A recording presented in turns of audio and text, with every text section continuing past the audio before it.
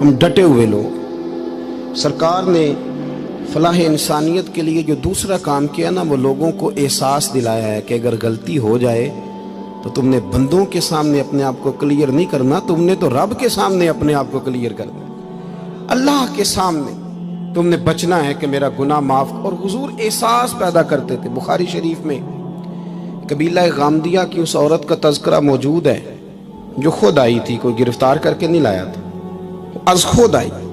احساس پیدا ہو گیا نا گناہ کا. یہاں بہت ساری غلطیاں کر کے بھی لوگ جب اپنی بات کرتے ہیں تو کہتے ہیں کبھی یاد تو نہیں کسی کے ساتھ زیادتی کی ہو، یاد تو نہیں کبھی کسی کا. بھئی آپ نے اتنے بڑے ولی ہونے کا دعویٰ کر دیا. انسان تو انسان رہتا ہے. بڑے بڑے لوگ کہہ گئے کہ یا اللہ اگر انجانے میں بھی بھول گئے ہیں تو ہم سے درگزر فرما. لیکن جب ہم تیار ہی نہیں ماننے کو. حضرت انس بن مالک کہتے ہیں وہ خاتون آئی، کوئی پکڑ کے نہیں لایا، کسی 14 دنوں کے ریمانڈ پہ نہیں اسے منوایا گیا، اسے وہ خود بخود آئی. اور کریم محبوب علیہ السلام کے سامنے جب وہ کھڑی ہوئی تو اتنے درد سے میں نے کم لوگ روتے دیکھے ہیں جس درد سے وہ روئی. عرض کرنے لگی حضور میں غلطی کر بیٹھی ہوں، مجھ سے زنا ہو گیا، مجھے پاک کر دے. تو محبوب کریم علیہ السلام نے فرمایا تو کیسے ثابت کرے گی تو نے گناہ کیا؟ یعنی مجرم کو ثابت کرنا پڑ رہا ہے کہ میں گناہ گار. یہ وہ کمال ہے کہ انسانوں کو احساس ہونے لگے کہ یہاں ہم غلط ہیں. جب اعتراف جرم ہوتا ہے، جب بیماری کی تشخیص ہوتی ہے تو پھر اس کا علاج بھی ہو جاتا ہے.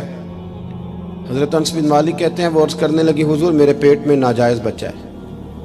حضور نے فرمایا جا جب بچہ پیدا ہو تو پھر آنا. وہ 8 ماہ کے بعد آئی تو اس کی گود میں پھول سا بچہ تھا. حضور نے فرمایا واپس جا، جب روٹی کھانے لگ جائے تو پھر آنا. وہ 2 سال 2.25 سال دودھ پلاتی رہی. پھر جب آئی تو بچے کے ہاتھ میں روٹی کا ٹکڑا تھا. کریم محبوب صلی اللہ تعالی علیہ وسلم سے آ کے جب اس نے بات کی تو وہ درد سے روئی، کہنے لگی یا رسول اللہ 3 سال ہونے کو ہیں، میں نے گناہ کیا ہے، میں ساری رات سو نہیں پاتی. حضور تڑپتی اگر اس حال میں مر گئی تو اپنے رب کو کیا منہ دکھاؤں، مجھے پاک کر دے، میرے حال پہ رحم فرمائے. محبوب کریم صلی اللہ علیہ وسلم نے بچہ ایک صحابی کو دیا، فرمایا بچوں کی طرح پالنا، اور کہا اسے لے جاؤ، پتھر مار مار کے اسے سنسار کر دو. صحابہ کہتے ہیں اسے پتھر لگ رہے تھے اور حضور بے چینی کے ساتھ ٹہل رہے تھے. آ کے خبر دی حضور وہ تو وصال کر گئی، انتقال ہو گیا. فرمایا یہاں تک تو بات اس کی تھی. حضرت انس بن مالک کہتے اب محبوب کریم نے صحابیات سے فرمایا اسے غسل دو، کفن پہناؤ، جنازہ تیار ہو جائے تو مجھے خبر کرنا. حضرت انس بن مالک کہتے ہیں غسل ہوا، کفن ہوا، جنازہ تیار ہوا تو حیران ہم تب ہوئے جب میرے محبوب نے فرمایا صفیں بناؤ، میں خود جنازہ پڑھاؤں گا، میں خود جنازہ پڑھاؤں گا. اور سرکار نے جنازہ پڑھایا تو ایک شخص کی زبان سے نکلا حضور اس ملعون کا معاذ اللہ جنازہ جس نے ناجائز بچہ جنا، اس کے لیے آپ دعا کر رہے ہیں، جنازہ پڑھا. اور حضور فرمانے لگے خاموش ہو جاؤ، تم نے گناہ دیکھا ہے اس کا احساس نہیں دیکھا، تم نے غلطی دیکھی ہے لیکن اس کی توبہ کا انداز نہیں دیکھا. اور صاحب کنز العمال نے یہ لفظ نقل کیے ہیں کہ کریم محبوب فرمانے لگے اس نے تو ایسی شاندار توبہ کی ہے کہ اگر میں اپنی ساری امت میں بانٹ دوں تو اللہ سب کی مغفرت فرما دے گا. احساس جب پیدا ہو جاتا ہے نا اپنے دل کے اندر کہ یہاں میں غلط ہوں. ان العبد اذا اعترف ثم تاب تاب اللہ علیہ او کما قال نبی صلی اللہ علیہ وسلم، رواہ مشکات. حضور نے فرمایا جب کوئی بندہ کہتا ہے نا اللہ میں بھول گیا تھا اور پھر وہ توبہ کرتا ہے تو رب اس کی توبہ کو فوراً ہی قبول فرما لیتا ہے. پہلی بات یہ کہ عقائد کو مضبوط رکھیں، مضبوط عقائد.